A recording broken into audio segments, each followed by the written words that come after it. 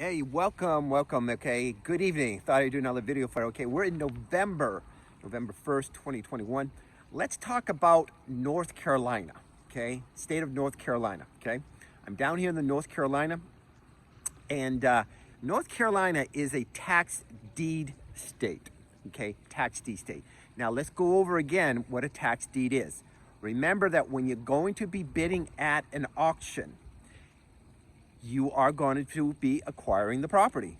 Bottom line, okay? You're not going to be a lien on a property. You are bidding that you're going to own the property. So in the state of North Carolina, that's what they have, okay? You're going to be bidding on the property and you're going to own it. Now, big kicker.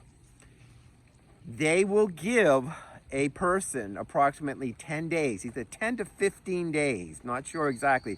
Every county may operate differently, to come in and bid approximately 10% higher than the original bid and win the bid.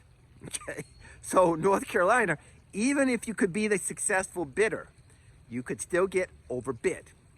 All right, so that's kind of unique. I never knew that in the state of most of the states until I actually came down here and I started doing some research in the state of North Carolina.